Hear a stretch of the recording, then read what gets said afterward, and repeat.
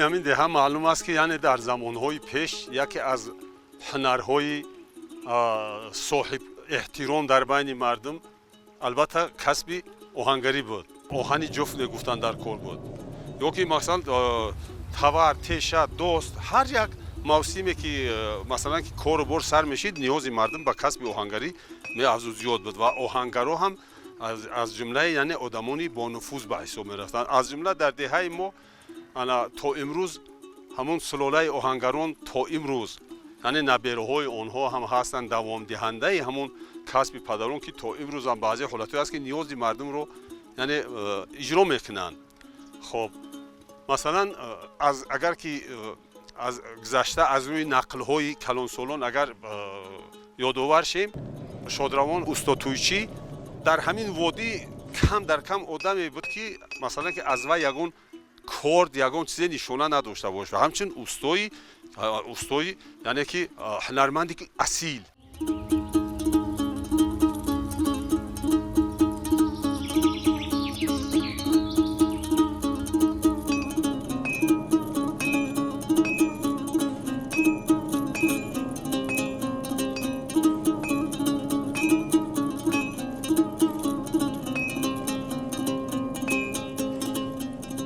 کسب خوب است به این یگان ساعت پیش نمیرود.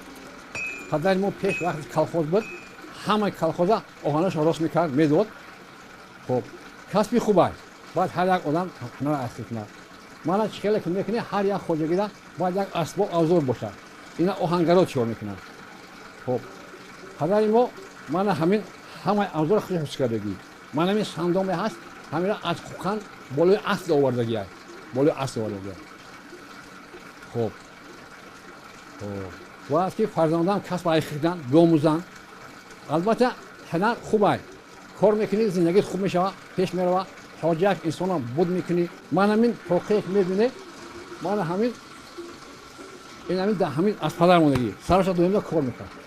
یادآوری موندگی بود. خب کسب آهنگری کسب بهترین نه. این رو اگر نآموزی پیر نداشته باشی اخر نکنی اینو از کردن نمیتونی. آهنگری اینقدر آب و تاب طلب میکنه. آب و تاب. پس از او دوام دهنده کسب او شادروان پسرش محمد سلیمان سالهای زیاد یعنی کسب پدر رو دوام داد. همون کارخانه ها که پدر رو تا امروز یعنی که همچنین میراث به نبیره‌هاش گذاشتگیه که تا امروز هم دوام داره. یعنی که این گواه اون است که در بین دیگر کسب ها کسب آهنگری که نفوذ بسیار داشت دهه ما که مرکز یعنی حساب میشد و همین آهنگری در اینجا رواج رونق یافته بود. از روی نقل‌های کلان سالان در 3-4 جای همین دهه همون تخانه‌ها یا که نشانه‌های همون کارخانه‌های آهنگری پیدا شدن. این دلیل آن است که یعنی که در حقیقت همین دهه آهنگران است. تکلیف مردم با این نوبت گرفته شده. نام همین دهه را برای پست داشتن همون هنری همون آهنگران نام آهنگران گذاشتن.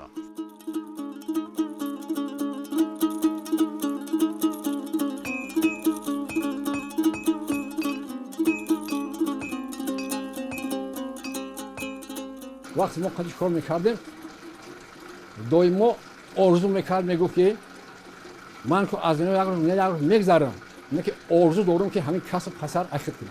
همین آرزوی من دیگر جون نرم. همین جونش مونده کار کنه با خلق خدمت کنه. آرزوی پدر همین بود. البته آرزوی پدر جمعه عمل پوشید. خب ما یک حیات خود رو با همین خدمت خلق بخشیدگیم دائما خدمت میکنیم. خیلی کار کردی رستم یوبی. همین مهنت حلال کردی اوزار خدمت طالع کردی البته اخیر میکنه. نسبت با کماندوی دیگر هنرها همه وقت در سر پیش است. کسب چطوراش به اسباب و ابزار کار کردن نمیتونه. البته از آهنگ استفاده بره. دوزنده از آهنگ استفاده بره. روزگار از همه رو آهنگر تیار میکنه. انا وقتی در رویش سینج و سیلوس دیگر میشید برای فیرمه ها همین زن ها میبرمدن دوست ها در دست میدراو میکن. همین رفیقی که گفتیم استاد تویچی همو یک همو طریق گویا که تیغی که دوست ها را تیز میکنی می آوردن دوست ها را به نوبت тез мекарданд дар ҳар як деҳа дар ҳамин минтақаи мо шояд ӯ вақт як 7000 аҳолӣ буд 5000 аҳолӣ буд ҳамин дар ҳар як деҳа мерафту ҳамун одам гӯё ҳамун асбобошонро тез мекарду ӯ дарав мекарданд.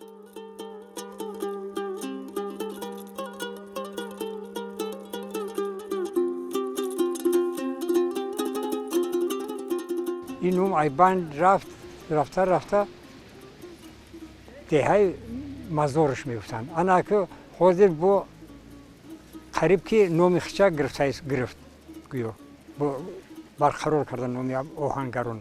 در آهنگرون دوره همه وقتی کشت کاری بهار قریب اومدگی همه یوغسی پار چیزی که داشتن برای ریمون خیلی که حاضر تراکتورها ریمون میکنن تیوری برای کشتی بهاری میکنن اون وقت همه جفتی گوه تیوری میدیدن که همه گوه تیار هستن برای کشت کردن برای جفت راندن با پیش رفته که با دگرگون شده حاضر ما در عصر 21 همه گویا دگرگونی ها در عصر 21 با تکنولوژی دگرگون با پیشروی ها زیادتر شده است.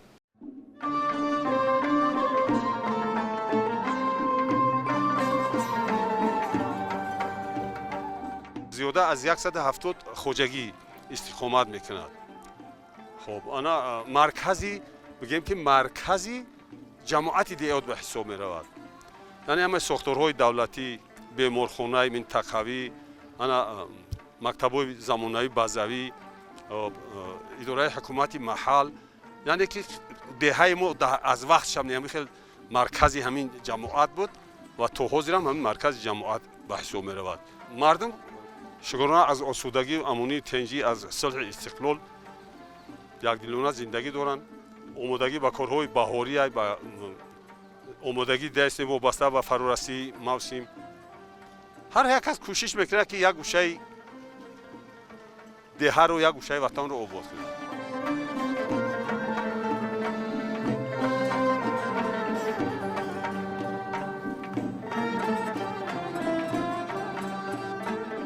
امسال زمستان خیلی خوشبختانه بروقته اومد، گرمتر اومد. اگر که اکثری سالهای میشوند که مثلا که ما در 18 ماه مارس راه رو میرفتیم یا که میدانچو رو میرفتیم. خیلی که وابسته به سال میاد. سالی هست که خوبتر میاد. بدن سالهایی که ما در 22 24 ماه مارس کشتکاری بهاری سر کردیم. یعنی نوروز رو جشن گرفتیم. تخم اول رو با دعای کلانسالان شپیدن در زمین شگار سر کردیم. با هستن سالهای هست که یک زمستان کمتر خشمناکتر بیاد. ممکن که در ماه اپریل نه که به هر حال که همه ساله مردم نوروز رو با یک شکوه شهامت جشن میگیرن. هر یک منطقه همون شیوه خودش داره. پیشتر همین کاو که میگذشت مسافرها میپرسیدن که کاو ای طرف سویرو اون طرف افتورو بود این طرف سویرو. کاو ای طرف سویرو به طرف سویرو گذشته است. ای افتورو با سویرو میگفتن گذشته است. آن میگفتن که اکو انا اومدنی بهار سر شده است. ای همی اومدنی کاوگی داری. اکن حاضر چخیل بگم حاضر در یک خلقی ما در همین چی اومده است تغییر شده است. گرچنده که همو عنعنه‌های بابگی بودن قریب کی فراموش کردن. خوشبختانه هست دههایی که حال همو عنعنه‌های بابگی را خوب جشن میگیرن و خوب نوروز پیشواز میگیرن و مخصوص همه این نوروزی ها همه این جشن ها خیلی که اینا چکن میگیم همیا با شرافت جنوب عالی اما خرسندانه انتظارن که کی نوروز جشن روز اساسی جشن بگیریم. همین کم کم حاضرم قشلاق گرفته است و از گوشتین گیری بزکشی یعنی بندکشی این همیارا خروز جنگ بچه ها چی میکنن همیارا رفته است قشلاق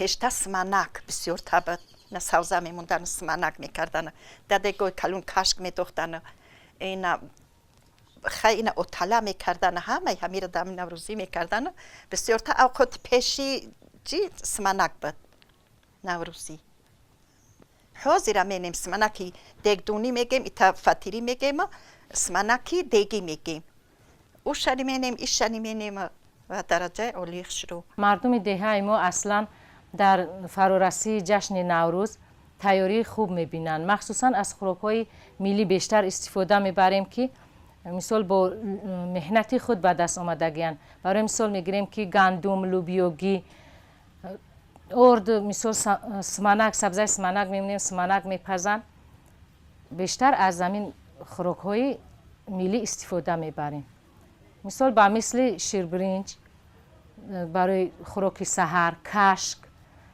که از لوبی گندم تیار می شود شیر برای مثال روغن زرد تاجیکی یا اینکه اینه آشی بریده میگیم آشی بریده مانند اوتاله اینه که آب ندارد تو پر در آب میپزیم بعد میورداریم مثال لوبی و لوبیوگی و چیزی که محصولاتی که سرخ کردگی تیار کردگی هستیم همون قطعی بعد آروش میتیانه مثال استفاده میبرن آش بریده یعنی یکی از خوراک‌های قدیمی ملی به حساب می‌رود یعنی که در ترکیب آش بریده قریب که همه نمودی غذاهایی که در فصل زمستان برای فصل زمستان معنی که آماده میکنن به طریق خشک کردن استفاده برده میشوند از قبیل مثلا گشنیج و اکراب و لبلبون میگن یا که شلغم و کرم و دیگر بعد این یکی از طعام‌های ملی است طعام‌های ملی که در هم وقت خودش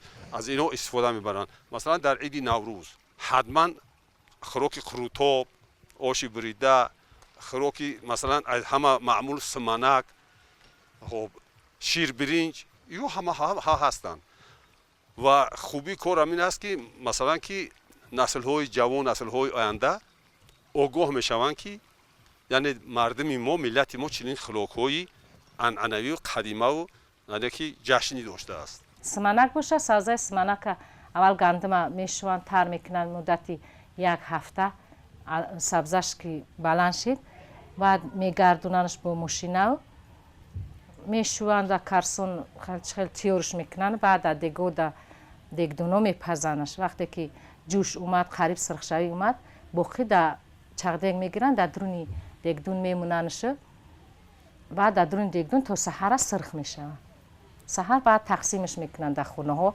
برای که ای مقصد نوروز شدگی مردم صحت سلامت در بهار رسیدگی دهانشون شیرین کنن هر خونه مثال او با وابسته خیلی کارش بسیار رای قینترک وابسته و همون آدمای خانواده که مثال شرایطشون نگاه میکنن دیگه خونه باشن اوتالا میکنن حس میکنن آش حس میکنن نه کشک حس میکنن همی خیلی هرچی اوقاتای ملی را خلاصه میپزن تقسیم میکنن در 7 خونه تقسیم میکنن خوراک‌های اساسی تیار میکردگی مخصوص در همین بور یکم سمنک ما سمنک میگیم سمنک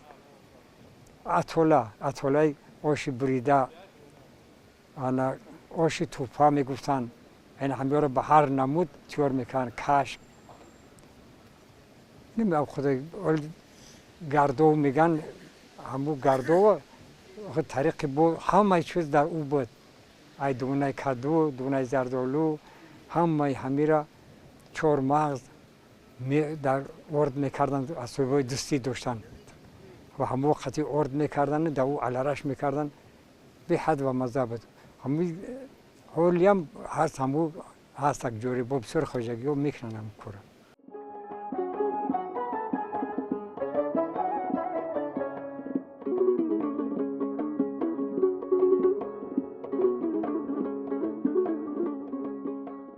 این مهارت کدبانوگی داره اطلاع آشی باریک یعنی که ایرا باریک میبرن برای همین وقت دستش میکنن برای همین این مهارت داره میتونن مثال همه زنها نکی با وقتی که برای تقسیم کردن یا که برای یگان معرکه اگر که ایرا تیور کنن махсус занакҳои кадбону ҳаст ки и зӯлҳоро худшун мегиранд худшун тиёр мекунанд мебараншу яъне наҳози мамлакатхон зӯларо тинк кардааст худш мебараш худш дисташ мекунад хеле ки як бо биё бибиёи мо меган ҳамира мепазана тинк мақсад ки тинк мепазанаш кам меандозан аму зӯлара ки тинк биёяв тезш мекунанд мехӯранаш барои грипп фоидаи калон дорад айсини баҳор тобистон то тирамоҳ ҳамаи алафҳоро ай кӯҳ мисол пудина кокутӣ эшим ами хеле алафҳоро мечинанд тиёр мекунанд вақте ки тирамоҳ шид ҳамора савзак мегӯем ҳам хеле рус мекунанд яъне қоқш мекунанд да ҷозак мечиканаш эла қатӣ мебезанд ҳамора да ҳамин шишаҳои махсус мегиранд мемунанд вақте ки отала кардан чӣ барои хӯрдан бошад ё ки чӣ барои беморӣ ай ҳаму мешапана мехӯранаш дисторхун меоростанд ай ҳами крутои бобигиму сар карда то симанак то себ хоб то ҳами чизое ки дар ҳисоби ҳафсина ҳафшин буданд ҳамёро ҷамъ мекарданд намоиш медоданд оши се намуд ошай дар тоҷик се намуд ё шояд бисёр боша се намудша мо медунем оши брида оши палав оши тупа ва оши брида маънош ҳамин ки оши тупара миҷозаш гармай хоб баъзе рафиқҳое ки ҳастанд миҷозшу гарм ура хӯрда наметунанд баъзе рафиқҳое ки ҳаст оши бридара мехӯранд ки рафиқҳое ки миҷозшу вай чиай оши мақсад бридара хӯрда наметунанд оши палова таъсифона одамоеро бигӯй ки агар ҳамин шояд зиёне дора агар мувофиқи яке мақсад фармоиши доктор оши палова ҳамаш мехӯранд то ҳам сер карданшуна то ҳолим надидем ки чизе кадумера зиён карда боша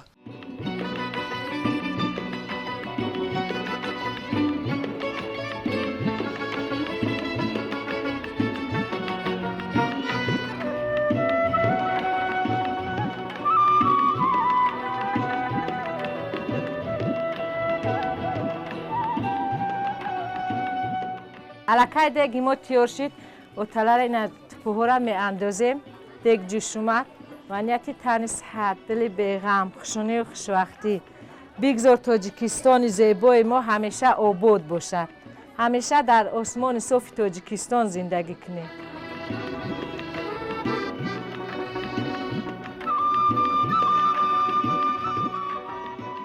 ҳамаи чизи маҳаллия яъне ки лубидонагӣ чизое ки дар зироатҳои хонагӣ мешунонем яъне гӯшти бисёр намекунанаш ва чизои маҳаллӣ пухта мешавад бо чизои маҳаллӣ пухта мешавад баъд инаи чизе ки ҳозир ина медоземаш анаи ҳамаш гиёҳҳои кӯҳиянд алафҳои кӯҳиянд ки қоқ мекунемшу савзакшу рус менем барои махсус ҳамин оталаҳо кашк да кашк истифода мебарем да отала и ба маза мена оталара бо ҳамин бӯи гиёҳҳои кӯҳиш яъне пудина кокутӣ ҳамаи ҳамиҳо бӯи баҳор метиҳанд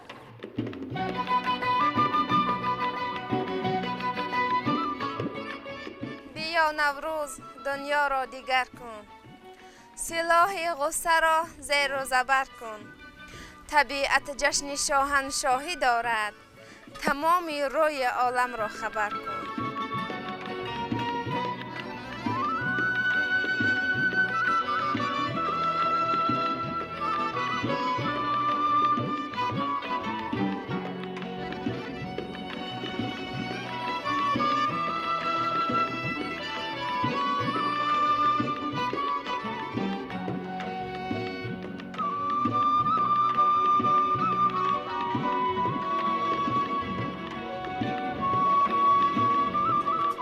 хӯроки миллии наврӯзии мо тайёр шуд наврӯз муборак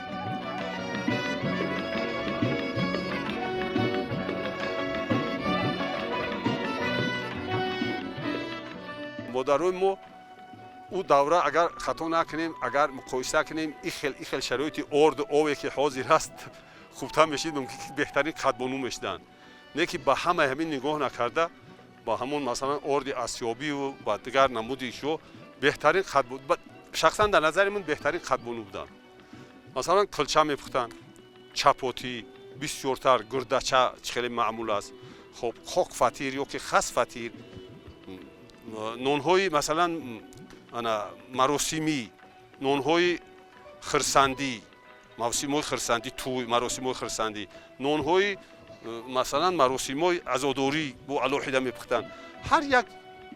ҳар як чизе ки аз ҳамун гузаштагоншу омӯхта буданд то ба имрӯз дар байни мардум ҳастанд. ифтихор мекунем ки ҳастанд, фуромӯш нашуданд.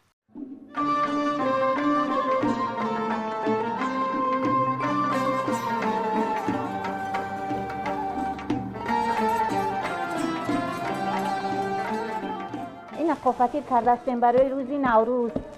اینا قافتیر های کلان روی تاجیکی میلی. اینا برای نوروز قافتیر مینیم. نه تمخ پروش قطی، نه گلوش قطی فسون.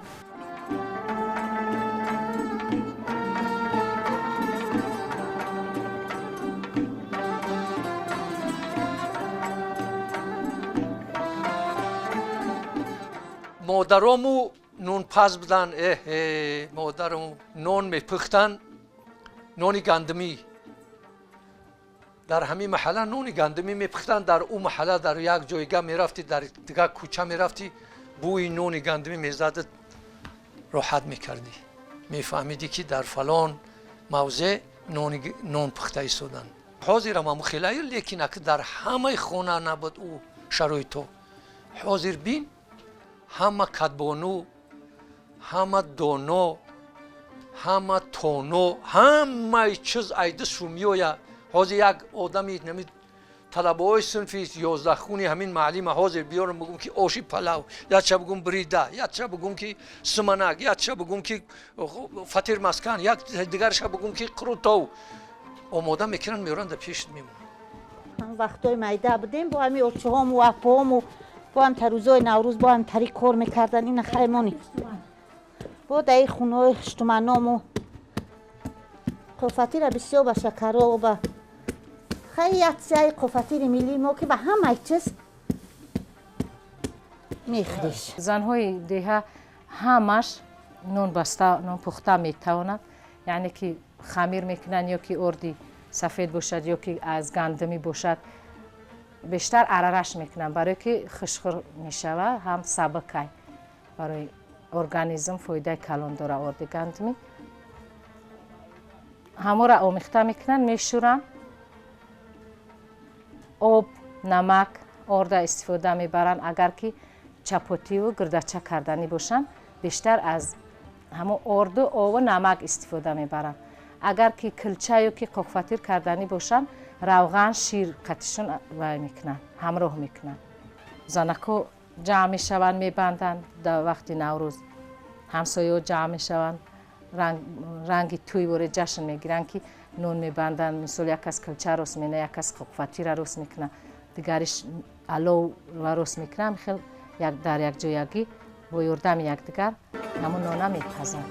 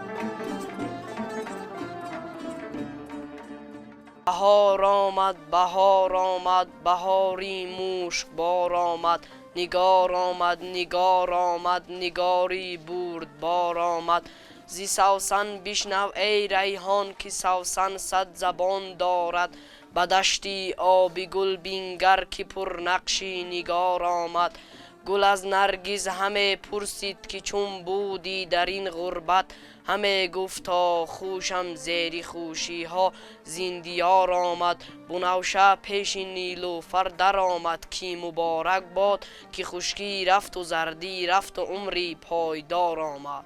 پیشتا نوروزی ها ایتری حاضر نبودن، اما خونه و خونه اوقات میکردن، کمپیروغن میشیدن، همجا تشکیلی میکنن.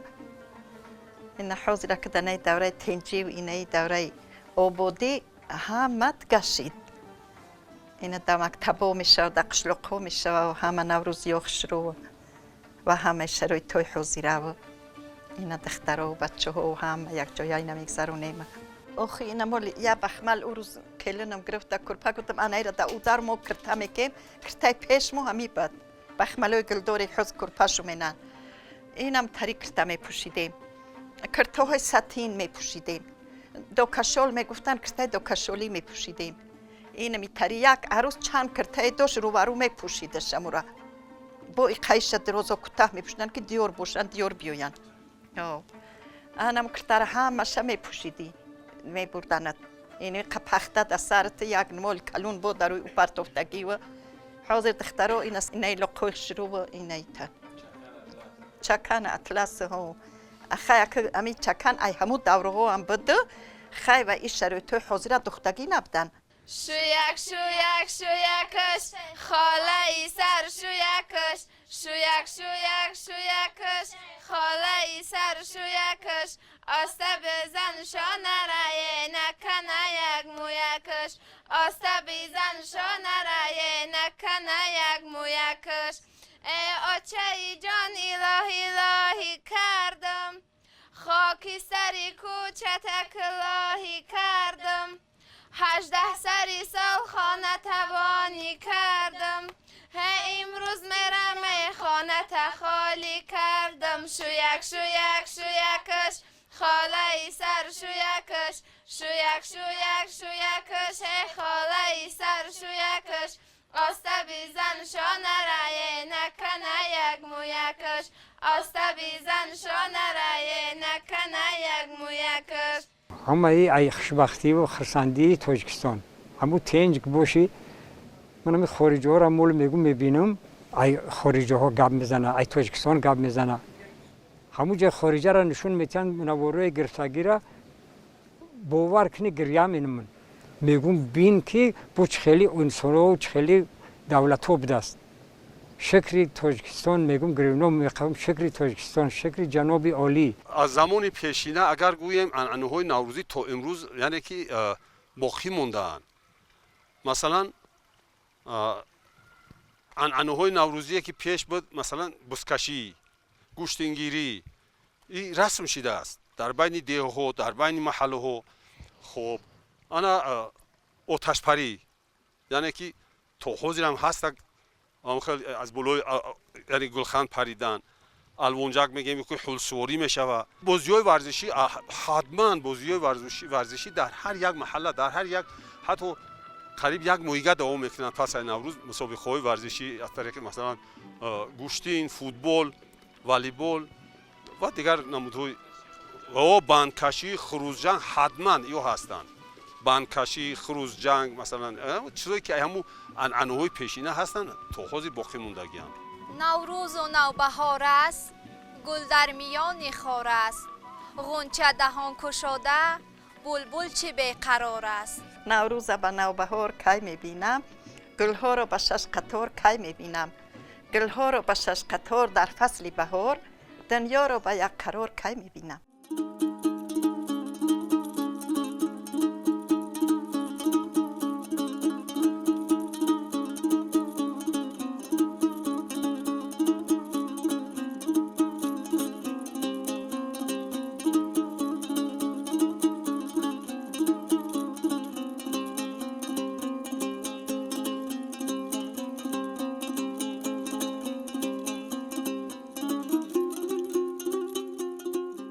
هنر من ای دوره همی طلبگی همی خیلی گویا همی مکتب دخترو گلی اسلامی گلی همی چکان همی تری چیزا خاکی میکشیدن خشو باینی خشو همی بور نگاه میکردم یا خیلی شوق ذوق ده من پیدا شد بعد میبردم چون میگفتم اپا یک چی همی گل ببینم کاش گلی اسلامی یا که گلی زمین میگفتن گلی زمین اینا میخیل هر گلی گردایگو اینا میچرو هر کدوم یه نوم داشتن بو برای توقی برای کرتای چکان اینا میو گردومانی انا همباره من همی رفته یک بورا من همی خدم همی رو سر کردم گویا کشیدن شو و ای خد کردم که بعد هم چیزی که میشید پیش من میوردن همو هنر را گویا ما کار میفرمیم رفته بعد در بینی بعد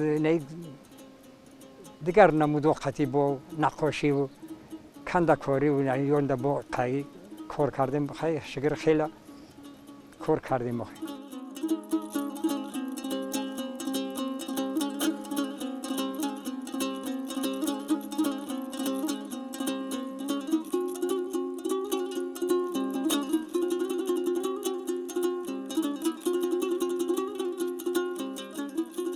برای ما یه هنر آب رو داد برای ما با یکدیگر با دیگر آدمای ناشناس شناس کرد نه قبول میکنن مثال قشلاق‌ها که بینن حرمت میکنن ای نومده هم اکای رسام هم اکای رسام میگن این توجکوبات هم نوم قریب فرومش که اگر نمیدونن هم اکای رسام فکر همون نقض و محبت میگن که اگر بسیار هم خیلی آدم‌ها یکی دوستی و نزدیکیشون و ما بسیارتره بود هم سین سال که رفتگی هست ببینن با کروما میگن یه هم زنده باشی امک صبری جان امک رسام